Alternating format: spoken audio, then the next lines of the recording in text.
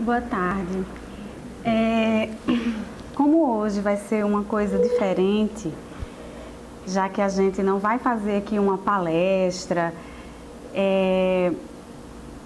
eu gostaria que a gente se sintonizasse hoje com o coração de Blavatsky e que os nossos corações se sintonizassem mutuamente.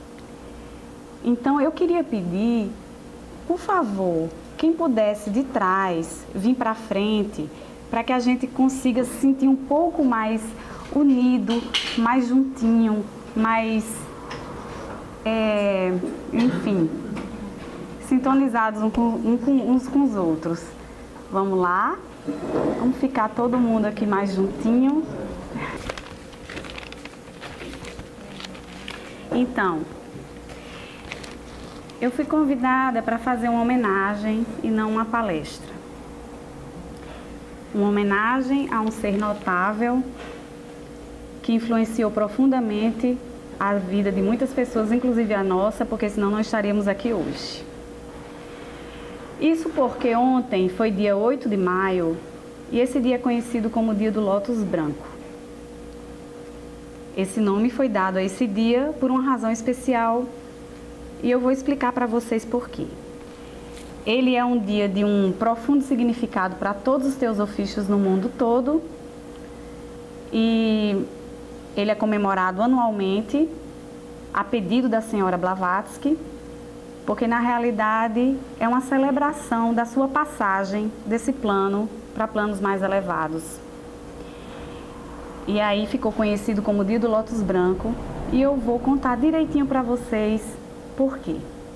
Eu vou começar falando sobre o simbolismo da flor de lótus, que eu tenho certeza que a maior parte de vocês conhece, mas eu gostaria que a gente se sintonizasse agora com esse simbolismo, certo? Então, a flor de lótus, ela é uma flor originária da Ásia, conhecida como Nelumba nucifera, nome científico. Ela é da família das ninfáceas, ou seja, a mesma família da Vitória Régia. E ela é uma planta aquática, ela só vive em água, ela precisa de muito sol para desabrochar linda, o que já significa muita coisa. Ela não se dá congeada, certo? O que também reflete um profundo significado. E ela é extremamente perfumada e encantadora. Ela acontece mais na China, Índia, Japão, Filipinas. Mas ela é reverenciada como uma flor sagrada por causa do seu simbolismo em todo o mundo. Aqui vocês percebem que a raiz dela, ela é submersa na lama. E o caule, ele vai subindo através das águas e ela emerge na superfície. Se a gente fizer uma comparação, se a gente pensar simbolicamente que essa lama, onde ela está fincada a raiz, é o mundo material. A água seria as nossas emoções, o mundo astral. E o fato dela se abrir na superfície simboliza a nossa existência espiritual, a nossa busca espiritual. Se a gente pensar dessa forma, ela reflete exatamente o propósito para que o ser humano foi materializado e existe, certo? Por isso que ela é reverenciada e ela é cultuada como tendo vários significados. Por exemplo, no Egito, ela representa o sol e a ressurreição. Isso está representado em várias imagens, várias gravuras oriundas da tradição egípcia. No hinduísmo, ela significa a criação do mundo e a terra. Existe esse simbolismo da criação porque na semente da flor de lótus, ela contém uma miniatura exata, tal e qual a planta completa, dentro da semente dela. Isso significaria, no caso, os protótipos espirituais de todas as coisas que existem no mundo manifestado. No budismo, ela já significa o amor de Buda.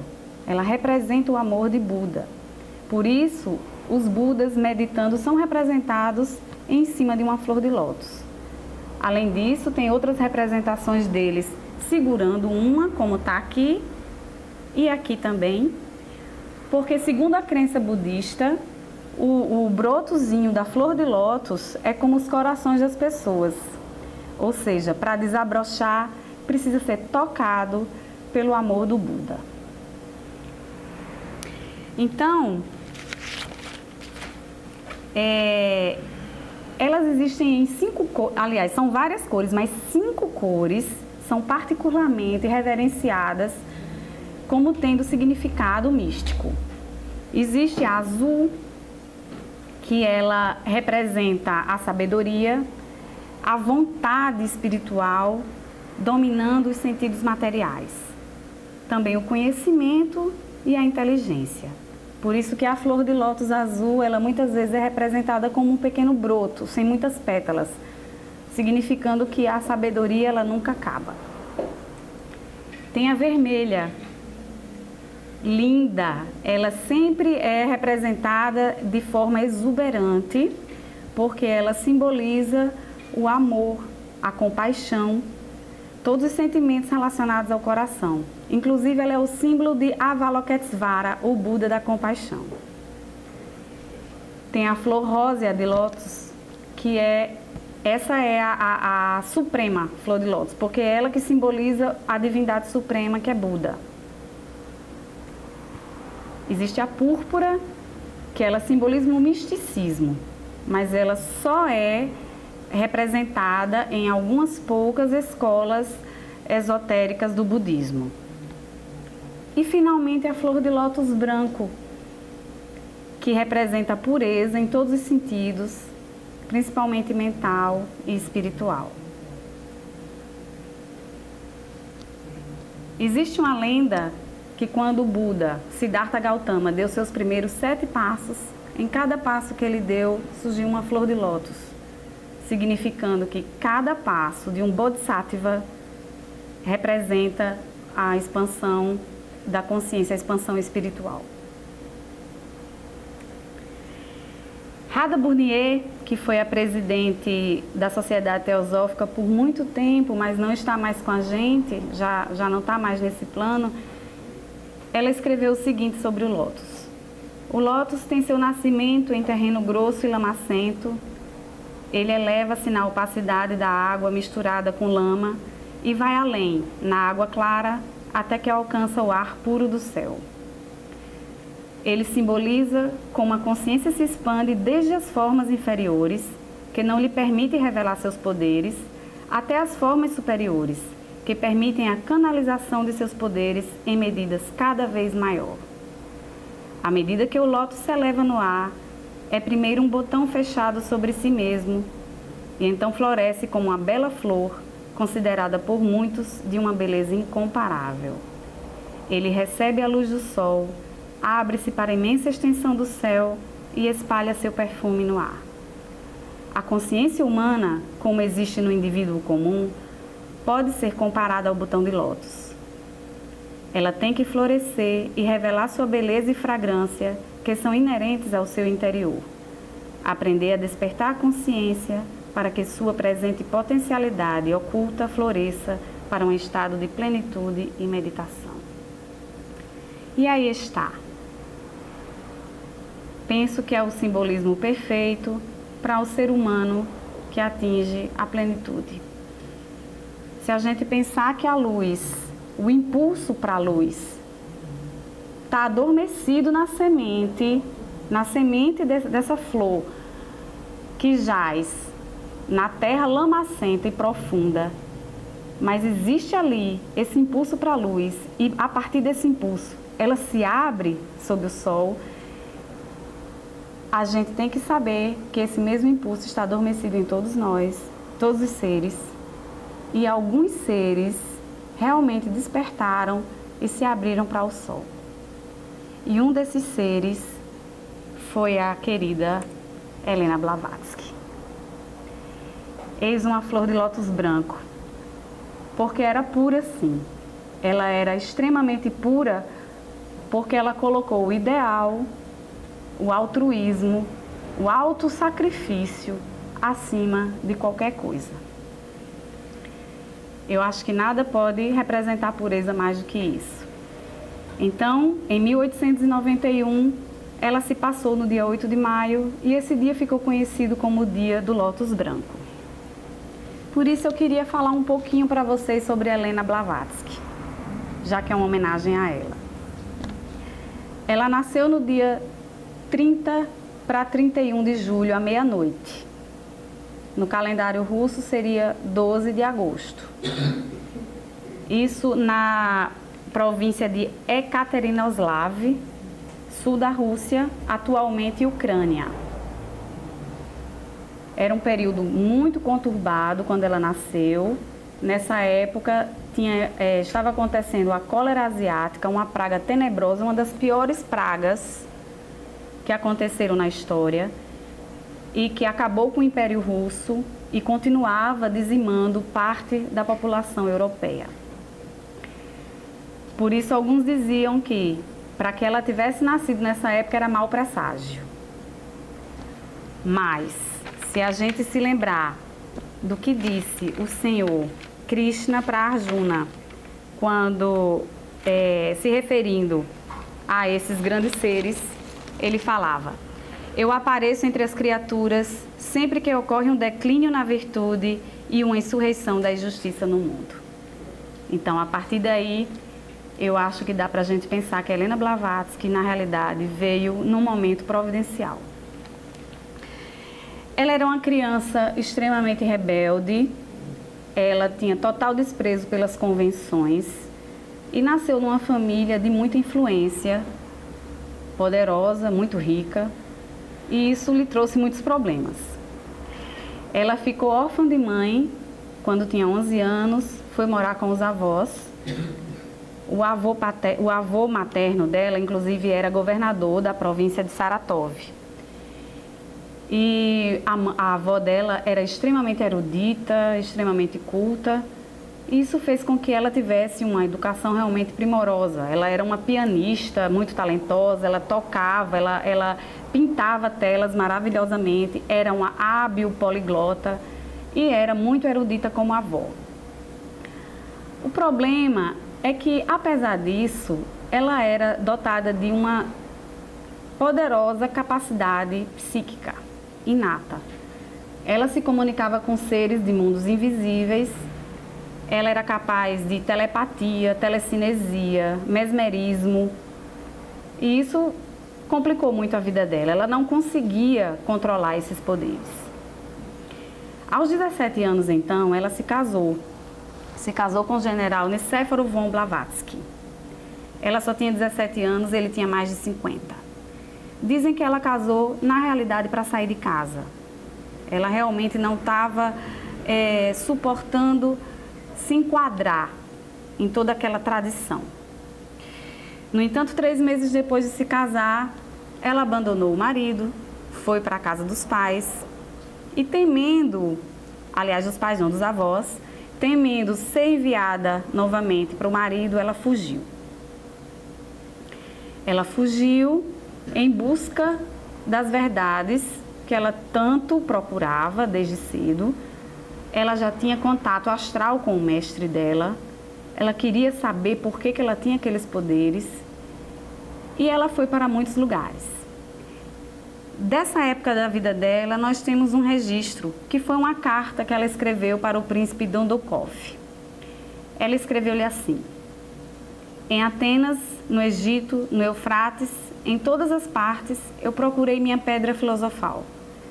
Vivi com os derviches rodopiantes, com os drusos do Monte Líbano, com os árabes beduínos e os maraboutos de Damasco, mas não a encontrei em parte alguma. Aprendi sobre necromancia, astrologia, leitura de cristais e espiritismo, mas da Virgem Vermelha nenhum sinal. Virgem Vermelha e pedra filosofal referem-se a essa autorrealização. tá? Então, fica claro aí que ela já estava nessa busca desde muito cedo, desde quando ela fugiu de casa aos 17 anos.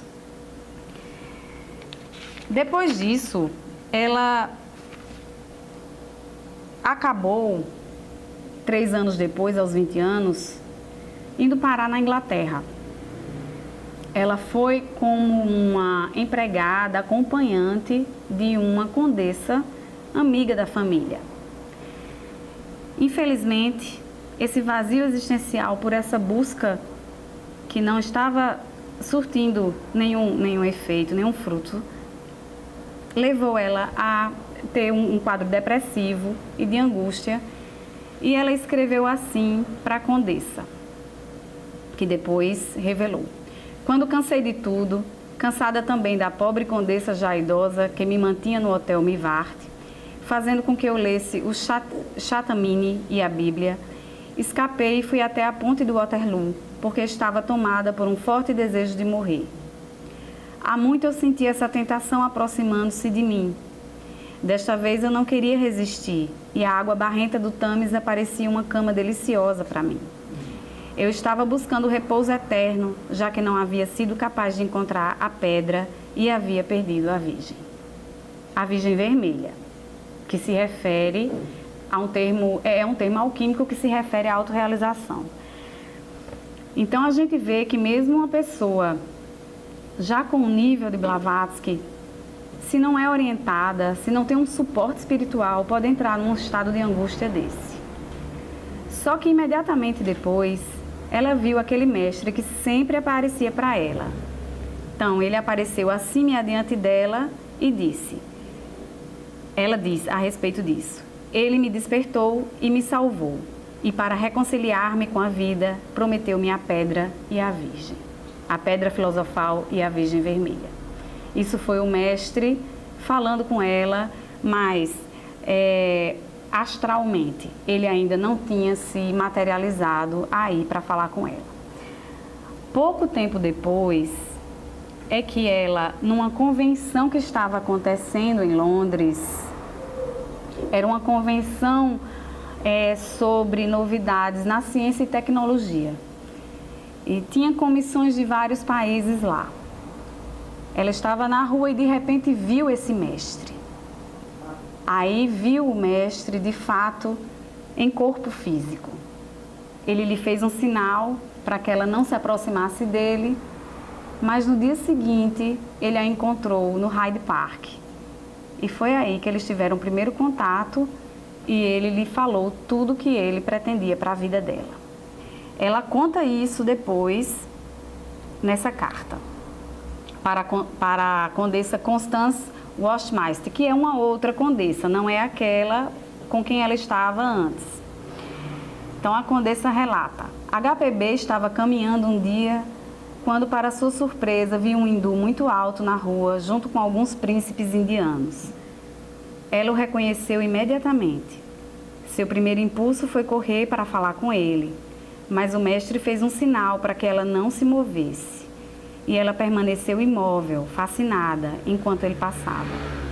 No dia seguinte, foi passear no Hyde Park para poder estar sozinha e livre para pensar sobre sua aventura extraordinária.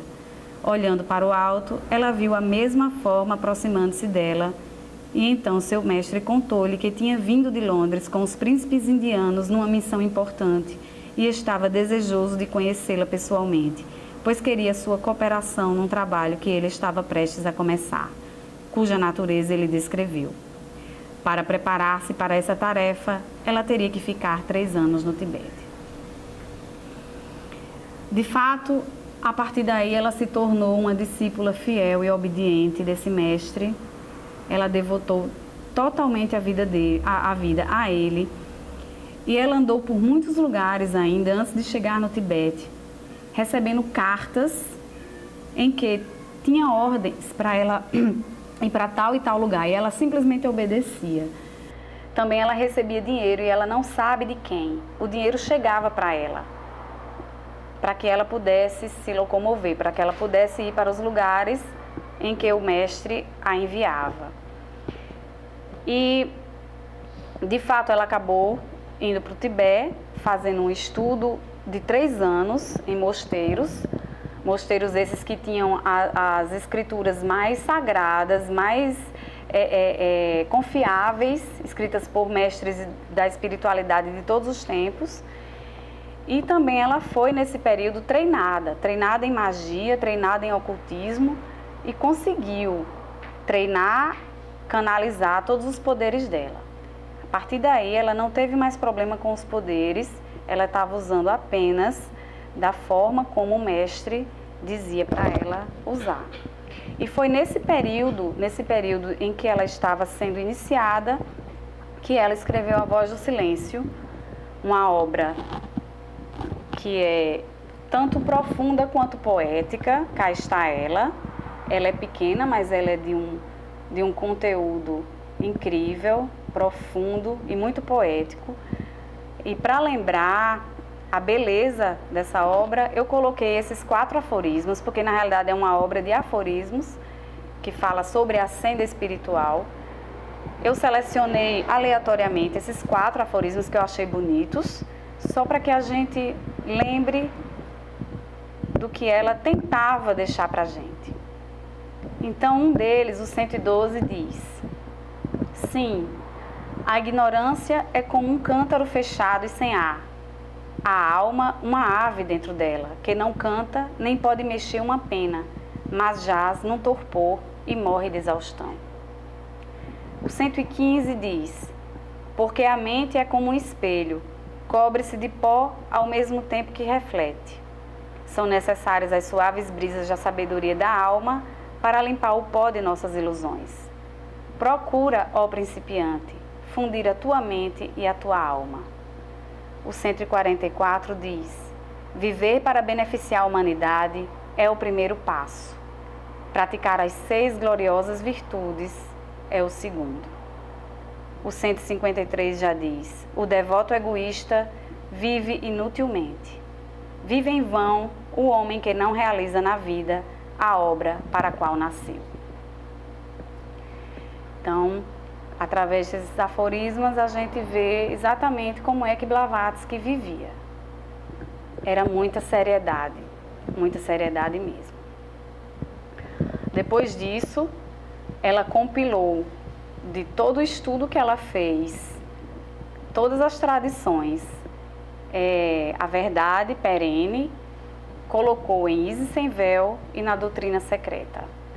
Isis Sem Véu foi uma obra que foi muito criticada, né, foi muito repudiada, porque ela ia totalmente contra a ortodoxia religiosa e também o ceticismo materialista da época.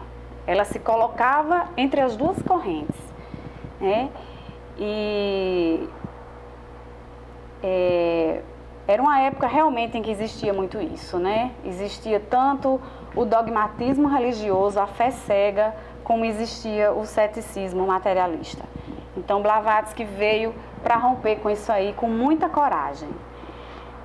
E a Doutrina Secreta, ela tinha como objetivos isso aí, né? Que eu tirei dessa biografia dela. Mostrar que é possível obter uma percepção das verdades universais mediante o estudo comparativo da cosmogonia dos antigos.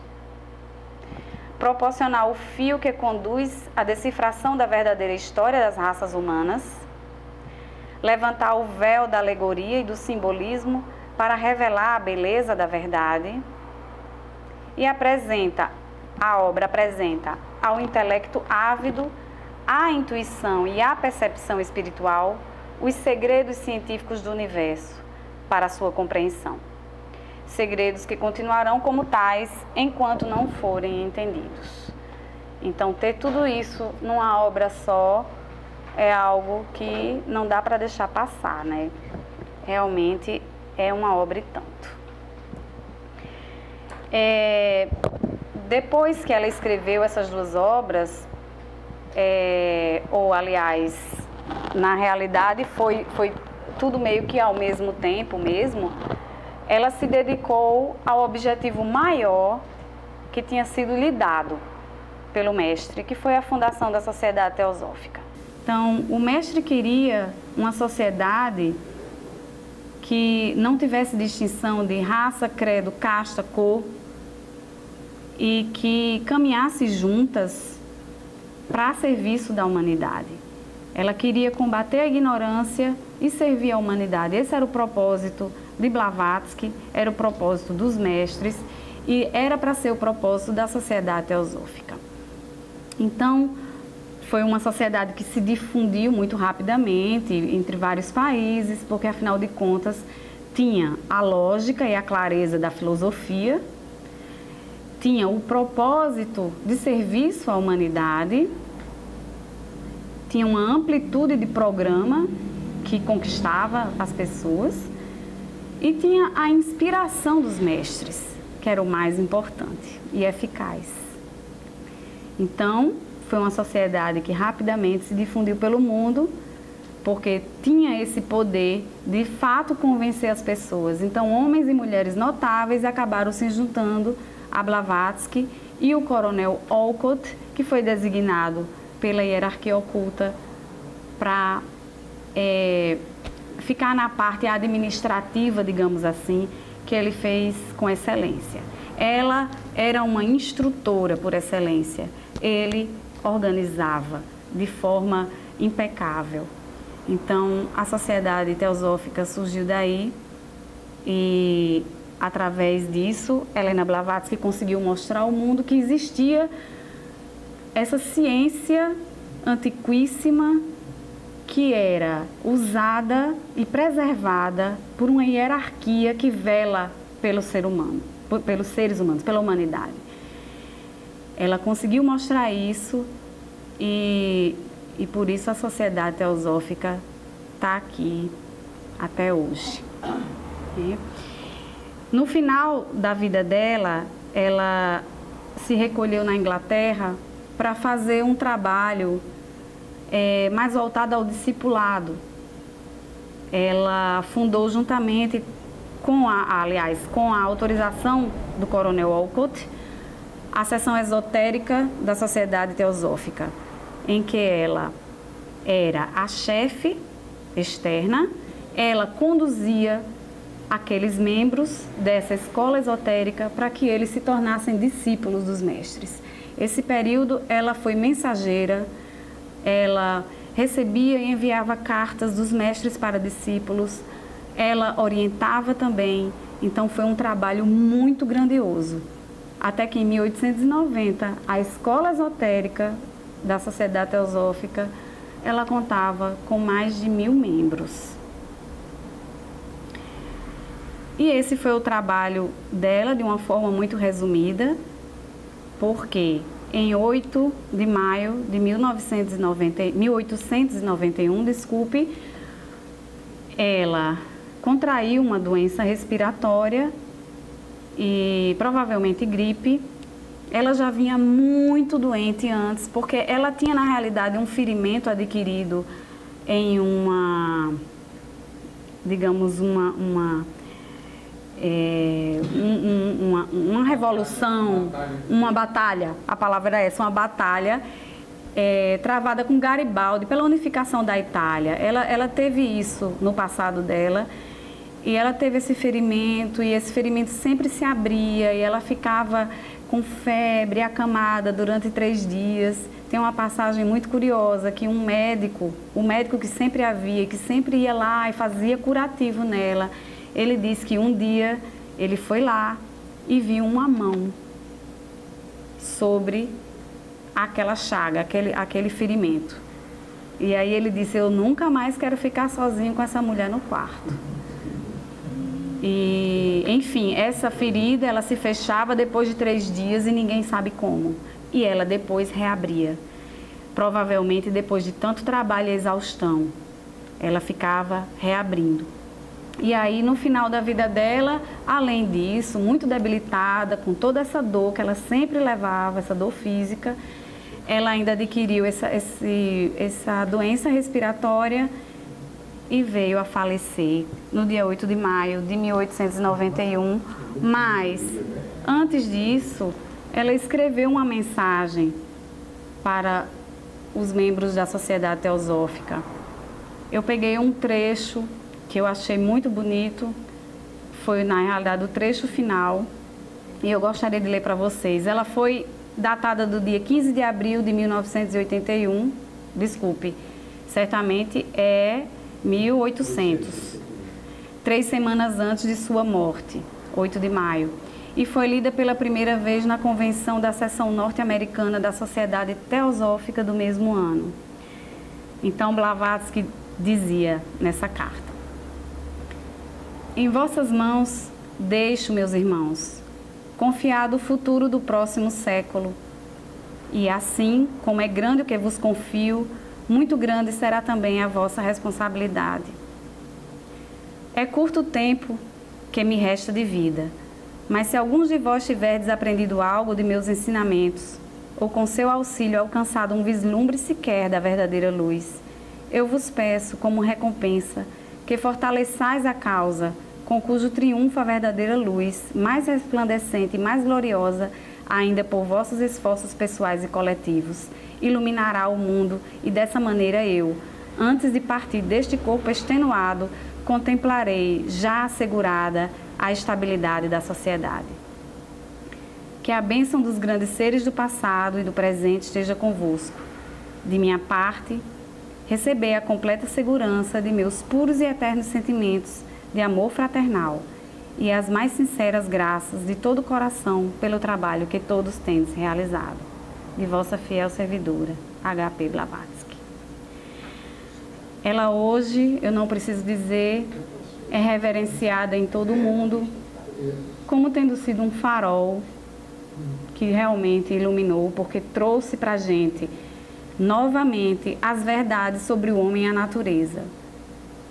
Ela abriu novamente as portas cerradas para o mistério, que já havia sido fechado há tanto tempo, e trouxe essas verdades sobre o homem e a natureza de novo, principalmente para o Ocidente. Então ela é merecidamente reverenciada e é merecidamente conhecida como Lótus Branco. E é por isso que eu gostaria de finalizar, e eu gostaria que vocês vissem e principalmente sentissem a mensagem no final, que é para que a gente se sintonize com Blavatsky.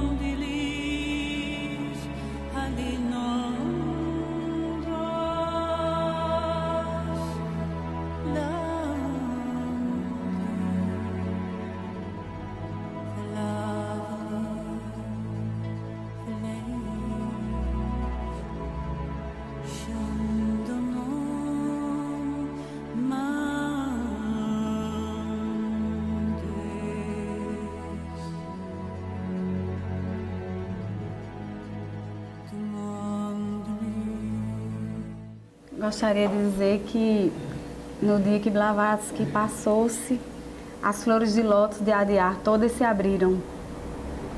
Isso é um relato verdadeiro. Acreditem ou não. Abriram-se lindas e exuberantes no dia da passagem dela. Era isso que eu tinha para dizer. Gratidão a Blavatsky.